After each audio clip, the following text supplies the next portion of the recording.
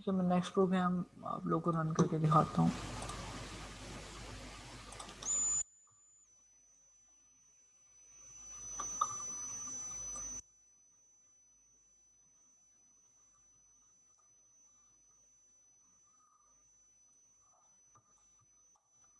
ठीक है, next programme हमारा ये प्लस प्लस।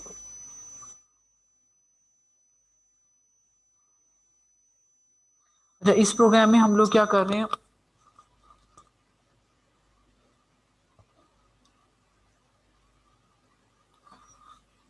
इसकी मैं आपको पहले एक दफ़ा आउटपुट।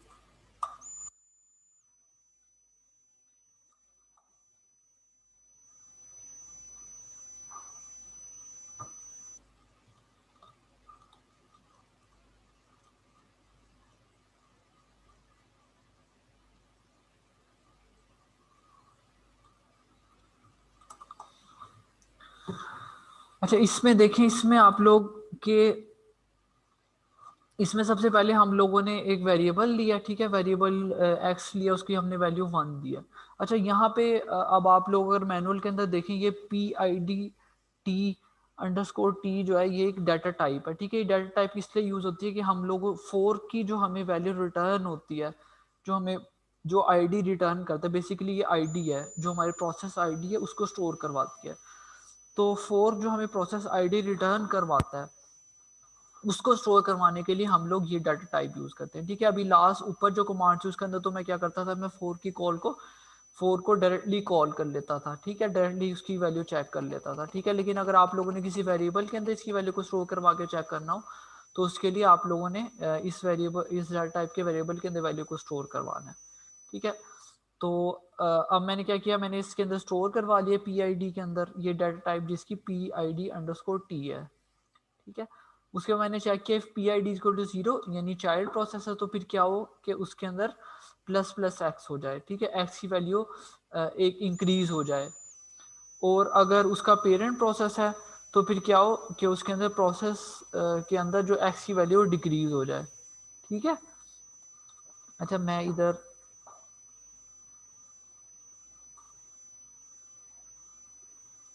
अब इसको कमेंट कर देता हूँ। ये वेट का जो है हम लोग बाद में पढ़ेंगे कि वेट बेसिकली क्या करता है।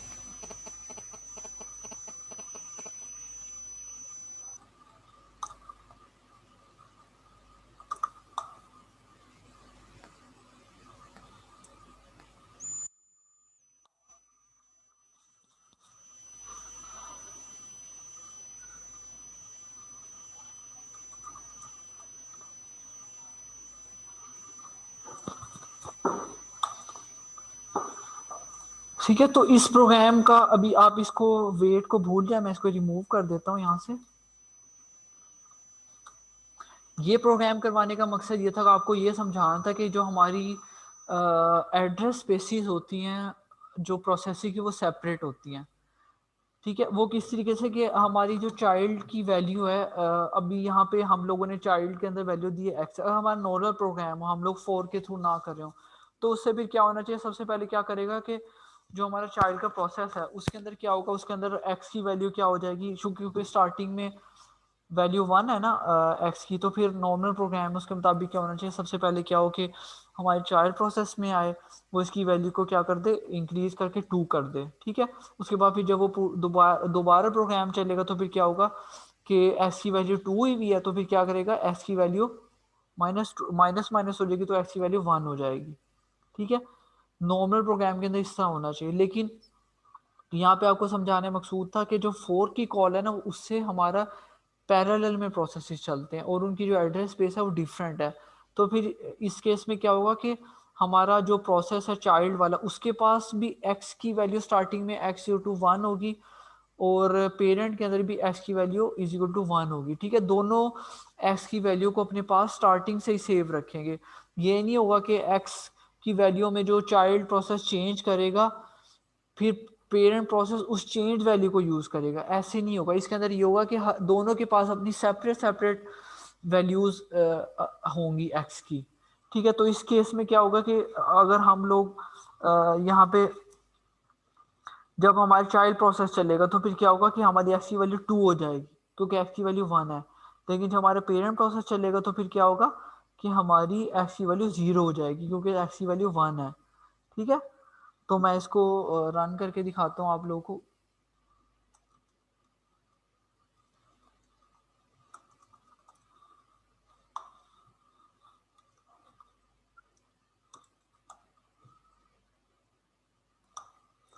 ठीक है, आप लोग देख सकते हैं कि हमारा पेरेंट प्रोसेस है, पेरेंट प्रोसेस एक्स की वैल्यू क्या है, 0 है।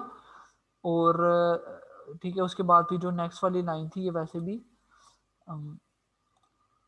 ये जो नेक्स्ट वाली लाइन थी ये तो हमारी आउट ऑफ द प्रोसेस लिखी हुई है। ठीक है, ये तो हर दफ़ा चलनी है, सिर्फ ये वाली वैल्यू जो है वो एक दफ़ा चलेगी, एक दफ़ा नहीं चलेगी।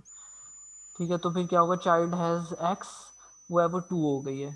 ठीक है, एक्स की वैल्यू क्योंकि 1 थी पेरेंट के केस में वो 0 हो गई, और चाइल्ड के केस में वो 2 हो गई है।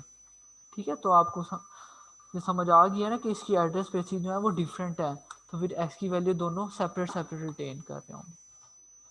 ठीक है, ओके, चलिए इसके बाद हम एक नेक्स्ट मैं आप लोगों को बताता हूँ, उसके बाद नेक्स्ट क्या है। अच्छा, नेक्स्ट हमारे पास है कि हम लोगों ने ये मैंने आप लोगों को ये अभी तक नहीं बताया, हम लोगों ने देखना है कि हम लोगों ने किस तरीके से प्रोसेस जो हमारा पेरेंट है उसकी आईडी को, और हमारा जो चाइल्ड जो हमारा करंट प्रोसेस है उसकी आईडी हम लोग किस तरह गेट करते हैं, और पेरेंट की आईडी। ये जो आपको दो फंक्शन नजर आ रहे हैं, गेट पी आई डी, इसमें क्या होगा कि हम जब गेट पीआईडी का फंक्शन कॉल करेंगे तो वो क्या करता है, वो हमें बताता है कि जो हमारा करंट प्रोसेस चल रहा है उसकी आईडी क्या है। ठीक है, और जब हम गेट पीपीआईडी कॉल करेंगे तो ये क्या बताता है, जो हमारा पेरेंट है उस प्रोसेस का जो भी पेरेंट होगा उसकी आईडी क्या होगी। ठीक है, ये प्रोग्राम है, ये रन करके मैं दिखाता हूँ तो आपको मजीद क्लियर होगा। ठीक है, अच्छा, इस प्रोग्राम के अंदर हम लोगों ने क्या किया कि हम लोगों ने मैंने मैंने एक वेरिएबल बना लिया P I D T data type का, जिसका नाम पी है। ठीक है, और मैंने क्या किया, पी वेरिएबल बना के फोर जो भी वैल्यू रिटर्न कर रहा होगा उसको मैंने पी के अंदर स्टोर करवा लिया। ठीक है, और ये सिंपल वही चीज़ है जो हम लोग ऊपर ऊपर अभी तक करते आए हैं। अगर वो पी 0 है तो फिर क्या होगा कि वो चाइल्ड प्रोसेस है, वरना फिर क्या है वो पेरेंट प्रोसेस है। ठीक है, ओके, सबसे पहले इफ की कंडीशन में हम लोग चाइल्ड प्रोसेस के अंदर आए। हमने क्या किया, इसने क्या किया, I am a child having ID get P I D. ठीक है, गेट पी आई डी क्या करता है, उस करंट प्रोसेस की जो आईडी होती है वो हमें बताता है। ठीक है, क्योंकि इस वक्त हम करंटली चाइल्ड प्रोसेस के अंदर मौजूद हैं, तो फिर जब हम चाइल्ड प्रोसेस के अंदर जाके get P I D call करेंगे तो क्या करेगा, जो करंट प्रोसेस है यानी जो हमारा चाइल्ड प्रोसेस है उसकी आईडी को रिटर्न करेगा। ठीक है, उसके बाद जो हमारा सेकंड है वो क्या कहता है, my parent ID is get PPID. ठीक है, तो वो बताएगा क्योंकि हमारा चाइल्ड प्रोसेस है, तो चाइल्ड प्रोसेस का कोई ना कोई पेरेंट प्रोसेस होगा ना, तो ये बताएगा कि ये हमारा मेरे प्रोसेस पेरेंट प्रोसेस की आईडी क्या है, उसको प्रिंट आउट करवा देगा। ठीक है, ये तो ये जो दो लाइन थी तुम्हारी चाइल्ड प्रोसेस के अंदर कॉल हो रही है। ओके, जब हमारा नेक्स्ट दफ़ा दोबारा हमारा कोड कॉल होगा, हम एल्स के अंदर आएंगे, तो फिर क्या होगा कि अब ये हमें बता रहा है कि अब हम ये हमारी जो कंडीशन है हमारी पेरेंट की कंडीशन है। ठीक है, अब जब वो पेरेंट के अंदर आएगा तो फिर क्या होगा, my child ID is P. ठीक है, चाइल्ड की जो आईडी है वो आप लोग को पता है कि वो हमेशा 0 होती है, ये अब आपने हमेशा ध्यान में रखना है, जो हमारे चाइल्ड की आईडी है वो 0 होती है। ठीक है, किस वक्त, जब वो पेरेंट प्रोसेस के अंदर होता है। ठीक है, जब भी वो पेरेंट प्रोसेस के अंदर होगा तो फिर उसकी आईडी 0 होगी, लेकिन जब वो जब वो चाइल्ड अपने प्रोसेस के अंदर एंटर हो जाएगा तब उसकी आईडी डिफरेंट होगी। ठीक है, ये इसी को क्लियर कर लें, मैं दोबारा रिपीट कर देता हूँ। जब भी चाइल्ड प्रोसेस अपने प्रोसेस के अंदर एंटर हो चुका होगा, ठीक है, तो उसकी जो आईडी है वो डिफरेंट होगी, मतलब वो कोई कोई ना कोई इंटीजर वैल्यू होगी, 0 नहीं होगी। लेकिन जब हम पेरेंट प्रोसेस के अंदर होंगे और उसका कोई ना कोई चाइल्ड प्रोसेस क्रिएट हो चुका होगा, तो उस वक्त जो चाइल्ड की आईडी होगी वो 0 होगी। ठीक है, ओके, अच्छा, उसके बाद फिर हमने उसको बताया कि आई एम अ पेरेंट, अब ये पेरेंट के अंदर वो कहता है I am parent having ID get P I D. ठीक है, क्योंकि इस वक्त ये पेरेंट प्रोसेस के अंदर है, तो फिर इसने बता दिया कि मेरी आईडी ये है, और उसके बाद फिर कॉमन कॉमन तो जो इस ये हमेशा 2 दफ़ा ही कॉल होता है। अब मैं आप लोगों को ये रन करके भी दिखा देता हूँ।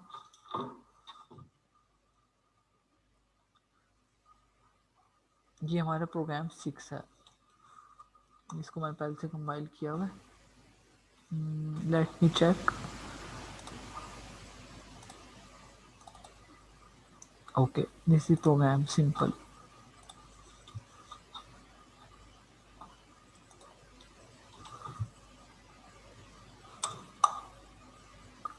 इसको दोबारा कंपाइल कर लेते हैं प्रोग्राम, हो सकता है कंपाइल ना हुआ हो ये पहले। ठीक है, प्रोग्राम कंपाइल हो गया, अब हम इसको रन करते हैं। ठीक है, अब इसकी आउटपुट देखिए आप लोग, बिफोर फोर्क। ठीक है, तो एक दफ़ा कॉल हो गया, उसके बाद हमारा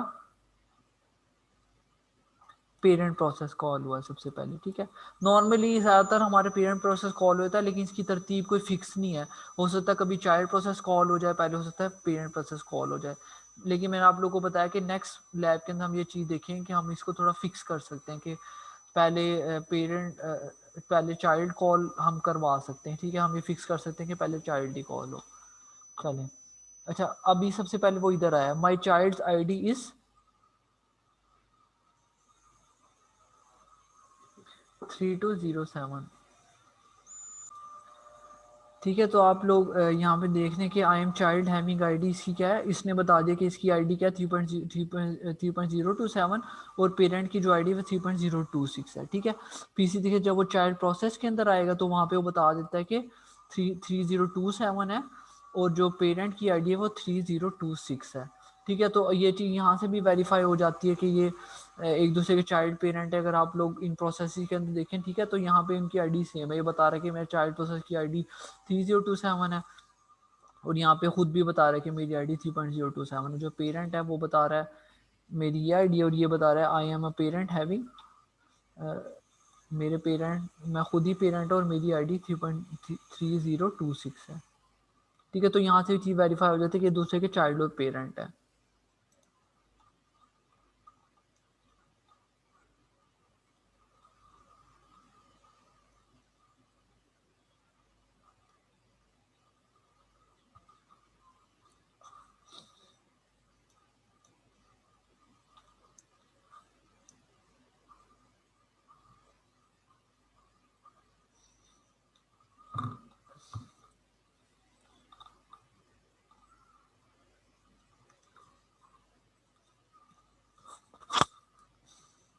अच्छा, इसके बाद जो लास्ट प्रोग्राम है वो हम लोग देख लेते हैं।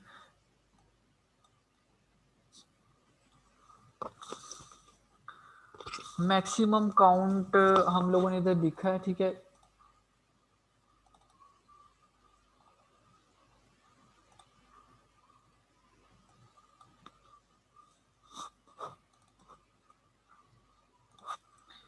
ये वाला प्रोग्राम आप लोग खुद रन करके देखिएगा। ठीक है, इसमें क्या होता है कि हम लोगों ने आईडी दिया और फिर ठीक है हम लोगों ने इसके अंदर स्टोर करवाया, और उसको हमने this is line from PID. ठीक है, तो ये आप इसकी आउटपुट रन करिएगा और देखिएगा कि ये क्या आउटपुट जनरेट करता है। ये जो इसकी इस ये जितने भी जो प्रोसेस क्रिएट होगा उसकी आईडीज हैं वो हमें बताता रहेगा। ठीक है, ठीक है, तो इसमें यही होगा कि पहले जो हमारा पेरेंट प्रोसेस है, एक दफ़ा वो कॉल होगा, 20 दफ़ा वो लूप चलेगी। ठीक है, वो उस वक्त बताएगा कि उसमें ये ठीक है ये वाली आईडी है। फिर उसके बाद जब चाइल्ड का लूप आएगा वो 20 दफ़ा चलेगा, फिर उसमें बताएगा कि उसमें ये आईडी है। ठीक है, अच्छा, इसके बाद जो आप लोग की असाइनमेंट है वो आप लोगों ने क्या करना है, ये आप लोग की असाइनमेंट है कि आप लोगों ने एक प्रोग्राम लिखना है जिसके अंदर ठीक है आप लोगों ने 10 इंटीजर लेने यूज़र से कमांड लाइन के थ्रू। ठीक है, मैंने जो आपको लास्ट लैब करवाई है उसके अंदर मैंने आप लोगों को ये पार्ट कवर करवाया था, कमांड्स आर्गूमेंट्स वाला। ठीक है, जो सेकंड मैंने लेक्चर अपलोड किया था उसके अंदर ये पार्ट कवर हुआ हुआ है। ठीक है, उसमें आप लोगों ने क्या करना है कि कमांड लाइन के थ्रू आप लोगों ने इसमें इंटीजर लेने हैं 10। ठीक है, मैं जैसे एरे के थ्रू लेने आप लोगों को बताए थे बिल्कुल वैसे आप लोगों ने लेने हैं। उसमें क्या होना है, जो पेरेंट प्रोसेस होगा, ठीक है, मैंने आपको ये भी बता दिया, पेरेंट प्रोसेस क्या करेगा, कैलकुलेट करेगा उनका सम और उनकी एवरेज निकाल के स्क्रीन पे डिस्प्ले करवा देगा, और ये भी बताएगा कि मैं पेरेंट प्रोसेस हूँ। ठीक है, और जो चाइल्ड प्रोसेस के अंदर जब वो जाएगा तो फिर क्या होगा, उनके अंदर जो मैक्सिमम और मिनिमम वैल्यूज होगी ना उन इंटीजर्स में, उनको वो डिस्प्ले करवाएगा। ठीक है, तो सिंपल है, कोई इतना कम्प्लेक्स नहीं है। बस आप लोगों ने यही करना होगा, ये चेक करना होगा कि जैसे मैं बताया इफ़ी कंडीशन में लगा के अगर वो चाइल्ड के अंदर है तो फिर क्या होगा, इस चाइल्ड प्रोसेस के अंदर आके आप लोगों ने वो सारी जो लाइंस है वो एग्जीक्यूट करवा देने मिनिमम मैक्सिमम वाली। ठीक है, और जब पेरेंट के अंदर आएगा तो फिर आप लोगों ने क्या करना है, उसके अंदर आप लोगों ने उसकी सम और एवरेज कैलकुलेट करनी है और डिस्प्ले करवा देनी है। ठीक है, लेकिन साथ साथ आप लोगों ने ये भी लिखना है कि वो चाइल्ड है या पेरेंट है। ठीक है, और आपने यहाँ पे जैसे मैंने आपको लास्ट लेक्चर में बताया था, आप लोगों ने इंट मेन के अंदर कमांड लाइन और इधर आर्गूमेंट्स देनी है, फिर उनकी वैल्यूज आपने कमांड लाइन आर्गूमेंट्स के थ्रू वहां से लेनी है। ठीक है, तो वो दोनों चीज़ें कंबाइन होके ये आएंगी, और बाकी जो इसकी आउटपुट है वो आप लोग देख सकते हैं कि बिल्कुल एग्जैक्ट इस तरीके से होनी चाहिए कि एलिमेंट लोकेशन पे 1 पे कौन सा है, 2 पे कौन सा है। ठीक है, सारी 10 लोकेशन पे जो एलिमेंट्स पड़े हुए उन सबका आपने बताना है, फिर बताना है कि चाइल्ड प्रोसेस है वो बिल्कुल एग्जैक्ट यही आउटपुट आनी चाहिए। ठीक है, तो आप लोगों ने जो प्रैक्टिस टास्क है उनके आप लोगों ने आउटपुट्स नहीं लगानी, उसकी सिर्फ आप लोगों ने प्रैक्टिस करके उनके कोड्स लगाने। ठीक है, लेकिन जो आपकी असाइनमेंट है उसको उसमें आप लोगों ने इसकी आउटपुट भी लगानी है और इसका कोड भी लगानी है। ठीक है, ओके, अल्लाह हाफिज़।